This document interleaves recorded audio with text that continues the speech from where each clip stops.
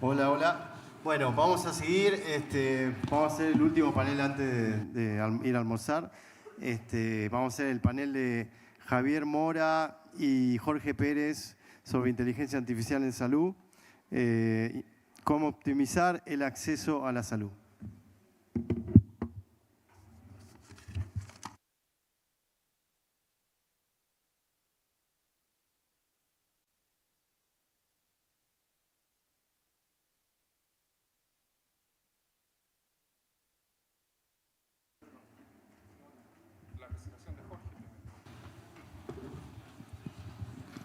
Hola.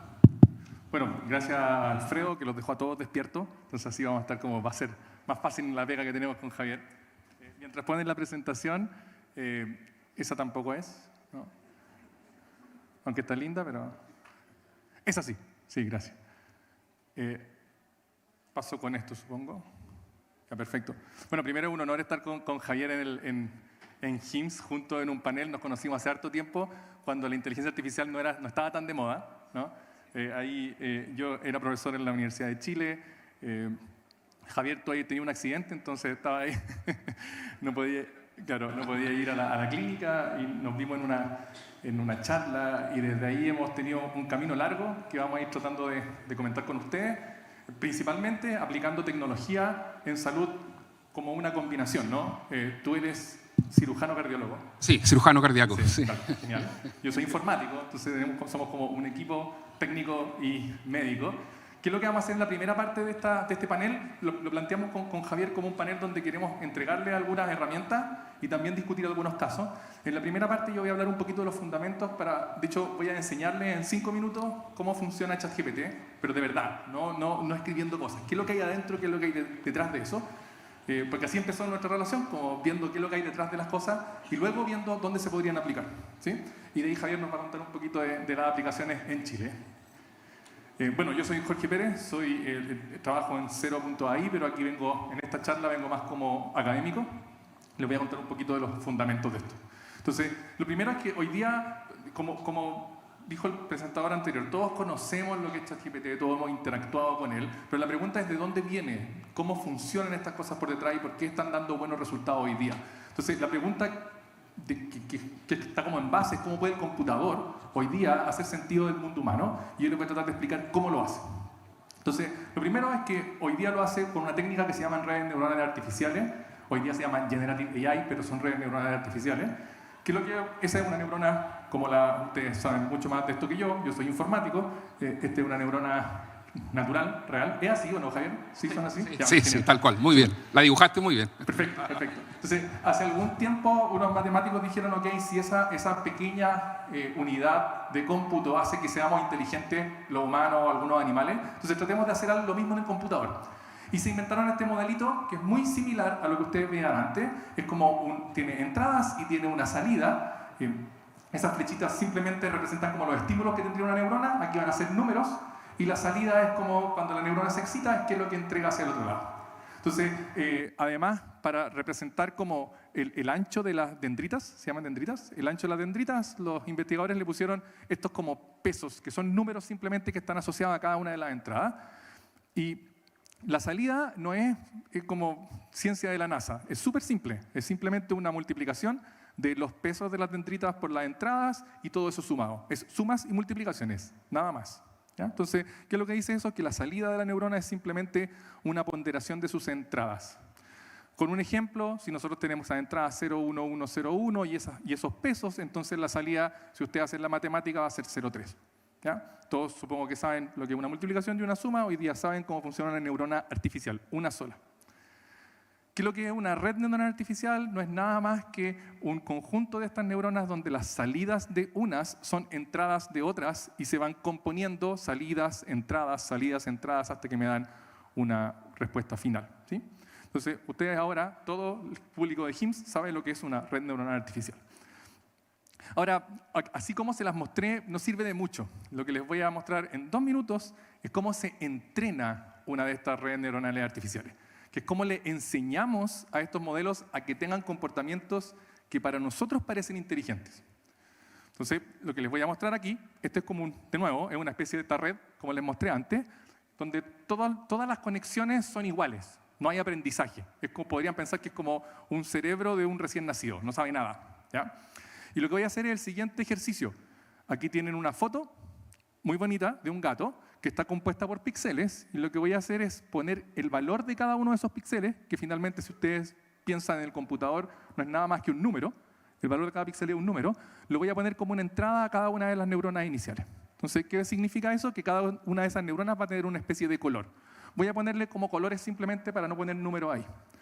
Y lo que voy a hacer ahora es hacer el mismo proceso que les dije antes. Voy a hacer las multiplicaciones y las sumas hasta el final, hasta que termina.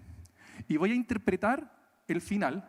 El final lo voy a interpretar como la neurona que está más oscura, que es la que tiene el valor más alto, es lo que la red decide qué es lo que está mirando acá. Entonces, en este caso, la red decidió que es un caballo. Y todos sabemos que eso no es un caballo, ¿sí? De hecho, aquí dice gato, por si acaso.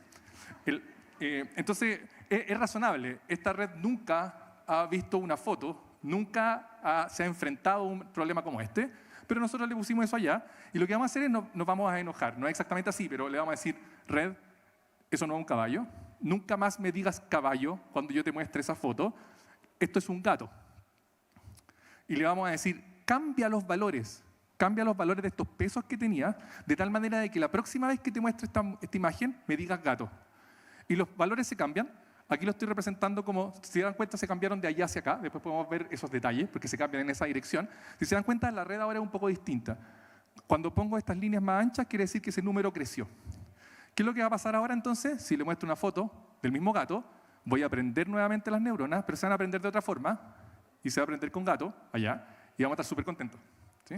Ya, entonces, ahí nosotros vamos a decir, ok, ¿aprendió lo que es un gato? Esperemos. ¿Qué creen ustedes que pasa si ahora le pongo un perro? ¿Qué creen que va a pasar? Va a decir gato, si lo único que sabe es que lo que es un gato. ¿Sí? Entonces, de nuevo, vamos a hacer el mismo proceso otra vez, y le vamos a decir, eso no es un gato, nos vamos a enojar. Cambia tus pesos de tal manera que me digas perro. Noten cómo va cambiando. Va a cambiar los pesos. Y ahora yo le voy a poner la imagen del perro, y la promesa es que me va a decir perro. Y voy a estar contento, y cuando estoy contento, refuerzo, le digo, lo hiciste bien, refuerza esas conexiones. ¿Qué es lo que va a pasar? Repito esto, le pongo un caballo, me dice perro, me enojo, cambia para que me digas caballo. Le pongo un pájaro, cambia para que me digas pájaro. Le pongo otro gato, me dijo gato, perro, caballo, pájaro. Y repito esto millones de veces, millones, ¿sí? Miles de millones de veces. Esto lo podemos hacer hoy día porque hoy día tenemos millones de imágenes en Internet, en la web. Hace 20 años no teníamos millones de imágenes.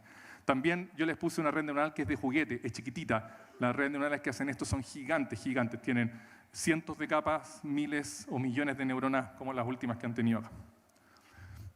Perfecto, ¿cuál es el proceso? El proceso es que tenemos una red inicial, una red que no sabe nada, y en este proceso que se llama entrenamiento, llegamos a una red que es entrenada. ¿Cuál es la promesa? La promesa de esto es que ahora yo le puedo mostrar una foto nueva. Y aquí ustedes ya se empiezan a hacer una idea de cómo funciona, por ejemplo, un sistema que toma una radiografía y ve si es que tiene, por ejemplo, algo extraño, ¿sí? Ahora yo le paso una imagen nueva de un gato y me va a decir gato, de perro. Y claro, puede empezar a funcionar tan bacán como que, tan bien como que le pongo una foto de un caballo con un gato y me dice el otro.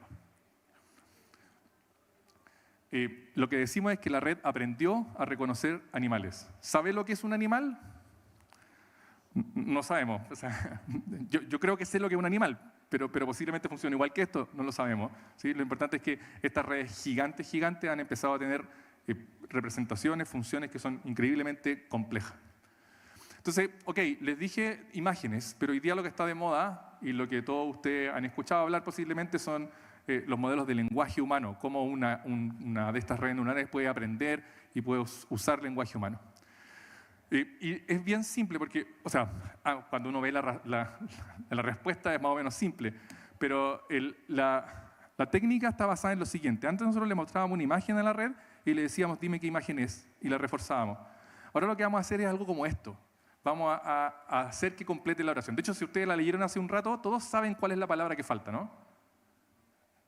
Bueno, ¿se animan a decirlo? ¿Cuál es?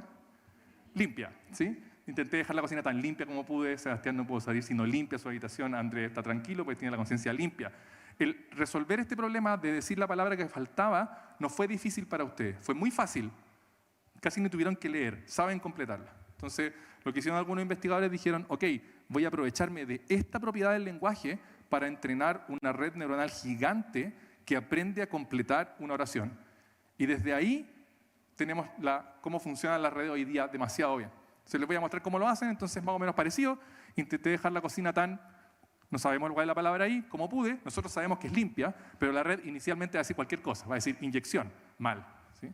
Va a decir después barco, mal. Va a decir presidente, mal. Va a decir limpia, vamos a decir bien. Limpia es la palabra y vamos a reforzar sus conexiones.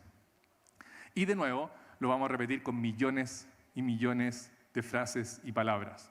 Hoy día tenemos también millones y millones de frases y palabras porque tenemos acceso a muchas de ellas en Internet. ¿Cómo usamos esta idea para generar texto? Y esta es mi última parte antes de ir a lo que les va a contar Javier, porque hoy día la gracia es que nosotros escribimos algo en un texto y hay una máquina detrás que empieza a hablar y genera texto, que pareciera ser como que, ok, la red sabe completar la oración, pero ¿cómo diablos genera texto? Y es bien simple la verdad. Lo único que vamos a hacer es decirle que genere un texto donde la palabra que le tapo es la última. Entonces, noten que lo que estoy haciendo aquí le estoy diciendo, el gato blanco C y está tapado, y ahora yo le puedo decir a la red, dime cuál es la palabra que debería ir ahí. Y la red puede decir subió, y luego yo pongo esa misma palabra abajo, la puse abajo, y le digo, dime cuál es la siguiente palabra. A, perfecto, y la pongo abajo. Después le digo, dime otra palabra. La A, perfecto, la pongo de vuelta, y le digo, dime otra palabra, y me dice silla, y terminé. O sea, lo que hizo fue construir una oración. Cuando ustedes le preguntan a un ChatGPT o a un Large Language Model una pregunta y le dicen que le responda, lo que está haciendo es completando tu oración a partir de todo lo que aprendió leyendo toda la web. Ahora, hay un detalle adicional, y siempre me gusta mostrar esto porque hay una sola cosa que cambió radicalmente, porque esto se podía hacer hace mucho tiempo, pero hoy día se puede hacer muy eficientemente por la siguiente razón. Si yo les pregunto, generamos texto con una red neuronal, me faltaba esa parte. Ahora, 3 segundos. Si yo les pregunto, cuando la red tuvo que decir silla, noten que hay un momento donde la red dice, silla es la siguiente palabra. ¿Cuál de estas palabras creen ustedes, o cuáles, son las más importantes para poder decir que silla es la siguiente? Gato, perfecto, y subió. Blanco no le va a ayudar, ¿no? C tampoco.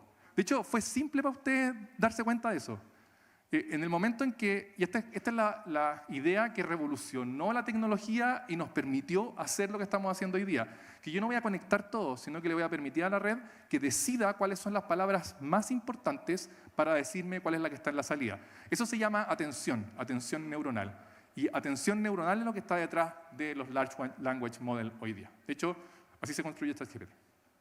Se construye completando la oración y usando esta idea de atención. Obviamente, esto que está aquí es una cuestión gigante, de locos lo grande que es. Y la cantidad de datos que vienen es gigante y de locos.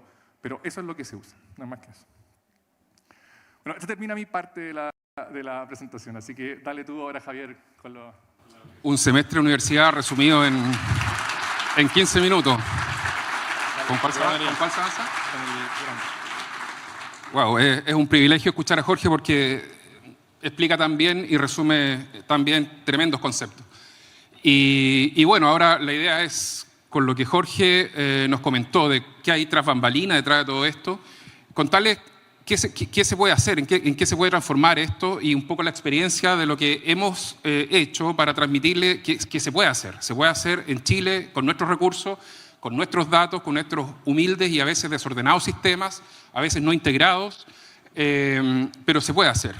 Y no es novedad, ¿cierto?, que todas las grandes están en esto. Ya están en esto y si no nos subimos a este carro, con el tiempo va a ser cada vez más caro, no solo en términos de dinero, de recursos, sino que en términos de conocimiento. Si bien hay muchas aplicaciones que nos automatizan, o sea, el no-code está también floreciendo, hay muchas cosas que se pueden hacer sin código, pero si no conocemos, o parte del equipo, como se ha conversado en estas charlas anteriores, si parte del equipo no conoce qué hay detrás de esto, la inteligencia artificial o los generadores, lo que genera esto en forma automática, lo van a hacer y no vamos a saber qué está mal, cómo implementar, cómo adaptarlo a nuestra realidad. Y eso es lo importante. Si bien los grandes están trabajando, podemos hacer casi lo mismo que están haciendo ellos con nuestros recursos. Y eso es un poco lo que quiero transmitir.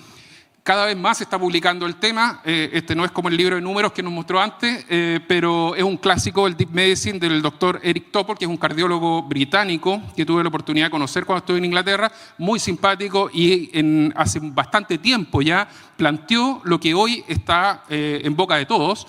El doctor Topol lo empezó a comentar en el año 2000, 2010, y cada vez también se está formalizando más estos contenidos en libros y en literatura clásica, y mezclando lo que es netamente computín con lo que vemos nosotros de la clínica, y que es importante integrar.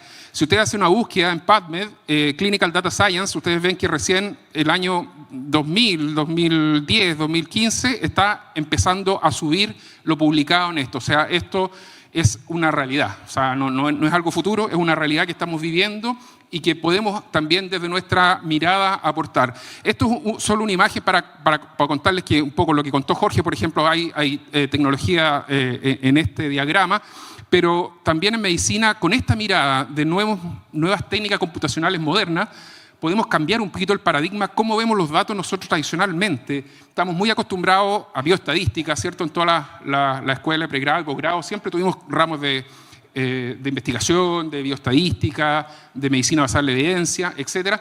Pero siempre vimos el paradigma desde el problema, planteado el problema, ir a buscar datos, y una vez que tengamos los datos, ver cómo los procesamos.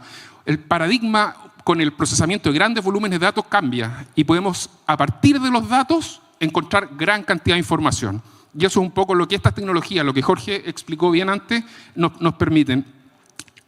Un camino, cómo llegamos finalmente al desarrollo y producción, es desde tener buenos repositorios de datos. Y eso cada vez más lo estamos teniendo. Como contaba Jorge, hay muchos repositorios públicos, pero también en nuestros hospitales, en nuestras clínicas, estamos almacenando datos y tenemos que ser eficientes en no solo guardarlos, sino que en cómo lo estamos usando. O sea, no estar sentados sobre bonitas fichas electrónicas y usarlas solo como máquina de escribir, sino que ver qué hacemos con los datos detrás.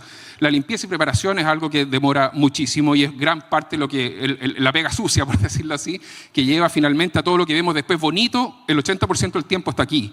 Entonces hay que planificar el trabajo, la exploración, la creación de modelos, y eso es algo cíclico e iterativo. Ahí es donde más se aplica la ciencia de datos, y posteriormente ir a desarrollo y producción. Y bajarlo un poquito a tierra.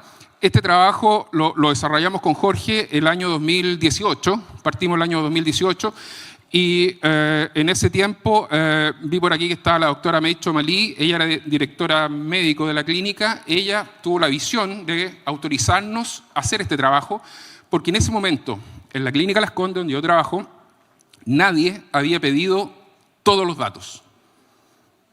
O sea, nosotros éramos dos desconocidos para TI, y íbamos a pedir todos los datos. Dejamos fuera las imágenes, los recién nacidos y los que se dializan, porque eran hospitalizaciones reiterativas. Bueno, sí, la idea es que igual fuimos a pedirlos todos porque sabíamos que no iban a dar todo, ¿no? Como sí. Que era como un poco el texto pasado, ¿sí? Pero me acuerdo que te acordás que nos decían pero los datos son escritos por los doctores, son datos que no tienen estructura, no te sirven. Exactamente. Y esa era la onda en la que estábamos nosotros con Javier. Los datos no estructurados los podemos usar con las técnicas modernas también. Va a ser difícil, pero dennos acceso. Vale. Exacto. Y bueno, y anecdóticamente, pero también fue un gran know-how. En esa oportunidad, a pesar que teníamos el visto bueno de la dirección médica, todas las autorizaciones, nos demoramos un año calendario, realmente un año calendario, en llegar a los datos, en tener los datos en el computador trabajándose. Teníamos a Constanza, que era tesista en ese momento, estaba desesperada por terminar la tesis, una tremenda ingeniero que ahora está haciendo su doctorado en Inglaterra. Pero nos demoramos un año en lograr tener los datos, porque hay que pasar muchas murallas de la anonimización, de cómo íbamos a procesar los datos, explicarle que íbamos a tener todos los datos, pero en el fondo íbamos a usar vectores de números. Entonces, eso era difícil de transmitir. Entonces, este trabajo nos dio una gran punto de partida que, como les decía al principio, demostró que se puede hacer. O sea, de hecho, uno de los objetivos del proyecto de investigación inicial fue demostrar que se puede hacer.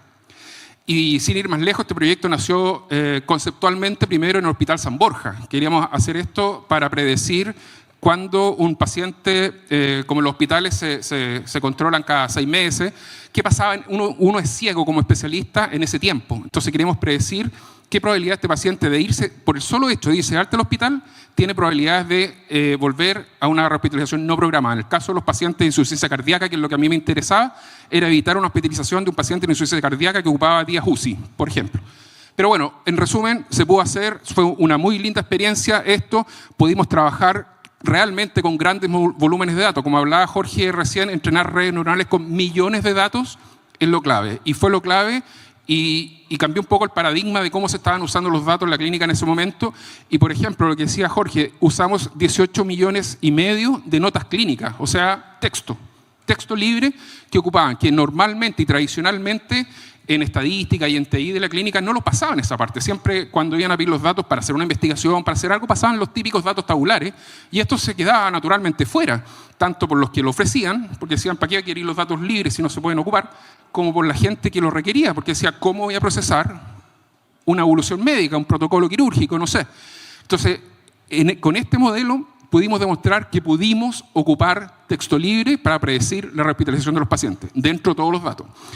También el año pasado, en la clínica, para contarles, después de esta experiencia, este trabajo fue como el caballito de batalla, y con esto también pudimos dar los fundamentos para crear en la unidad, en la clínica, la primera unidad de ciencia de datos clínicos. O sea, una unidad en el Centro de Innovación de la clínica especialmente dedicado a procesar los datos clínicos con estas tecnologías modernas, con esto que Jorge también los explicó y que yo sigo siempre aprendiendo todavía de todo lo que están haciendo, para trabajar solo eso. Y en forma natural, en forma gradual, los equipos clínicos se han ido acercando a ver esta nueva forma de ver los datos, a procesar esta forma que va más allá del procesamiento típico de bioestadística que estamos acostumbrados a hacer en investigación. Y el año pasado trabajamos con el grupo de enfermedad inflamatoria intestinal e presentamos 6 trabajos de modelos predictivos de crisis de enfermedad inflamatoria intestinal en el Congreso Chileno de Gastroenterología y tuvo una muy buena acogida. Habían expertos internacionales ahí que comentaron muy bien nuestros trabajos. Si bien son incipientes, son pequeños, pero de nuevo, lo que les decía al principio, demuestra que esto se puede hacer. Hay un harto know-how detrás, tenemos que adaptar muchas de estas tecnologías que en los papers se ven facilito. Attention is all you need, es el paper que comentaba Jorge, parece el esquema, el diagrama muy fácil, pero bajarlo esto a tierra con nuestra realidad es donde está nuestra particularidad. Pero por otro lado es una ventaja comparativa también, porque hay mucho código abierto, muchas librerías de los lenguajes de programación que se ocupan, que las podemos implementar y podemos estar haciendo tecnología de punta, lo mismo que están haciendo en Google, Amazon, con nuestros datos. Y esa es la gran ventaja de conocer un poquito el tras bambalinas que hay detrás de todo esto, que es un poquito lo que queríamos transmitir en este conversatorio. En la clínica nosotros ocupamos la ficha Cerner, es un registro clínico de clase mundial, pero de nuevo, o sea, la estamos ocupando desde el año 2008 y desde el año 2010 full digital y está todo ahí, pero y eso ha permitido acumular gran cantidad de datos, que es lo que nos permitió hacer este primer trabajo y sobre el cual estamos mejorando algunas técnicas. Pero la gracia es pasar de ese registro atómico, de pasar de ese Mercedes-Benz que tenemos de ficha, al dato, al trabajo sucio de limpiar los datos, de trabajar con los datos, de hacer minería de datos, de hacer algoritmos que nos vayan mostrando, como les decía, nuevas formas de ver los datos. Los clínicos, cuando se sientan en las mesas a trabajar con nosotros y ven esto, se empiezan a hacer preguntas que antes no se habían hecho. Entonces, esa es un poquito la gracia. Algunos ejemplos de cosas que se pueden hacer, lo mismo que les mostraba Jorge que hacía con perros y gatos, se pueden hacer con células y ayudar a mejorar nuestro soporte clínico, tanto en la diagnóstico, en la toma de decisiones y en el día a día. Esto no es solo para hacer diagnóstico, también en el día a día. Y otro, finalmente, un último comentario, que algo que también podemos ocupar y que nos ayuda harto a usar tecnologías que ya están desarrolladas en otros lados, es el transfer learning, que nos permite, con redes tremendamente entrenadas, nosotros adaptarla y modificarle algunas capas de estas redes y adaptarla a problemas, dolores o necesidades que nosotros tengamos localmente. y dejarlos invitados a revisar este número de la revista Clínica Las Condes, que dedicamos específicamente a ciencia de datos clínicos, que fue la primera en su tipo publicada en revistas clínicas. Gracias. Un último comentario. Nosotros teníamos preparado para un par de preguntas, pero yo entiendo que por el tiempo vamos a terminarlo. Solo un pequeño aviso, en esta presentación venía con mi sombrero de académico, pero parte de lo que le mostramos aquí está siendo aplicado también en hospitales de alta complejidad en Chile. Así que en la tarde, después del almuerzo, les vamos a mostrar unos casos de éxito de aplicación de inteligencia artificial en 14 hospitales de alta complejidad en Chile, para que se queden y vengan a verlo también. Se puede hacer. El mensaje es que se puede hacer. Y hay que hacerlo. Gracias.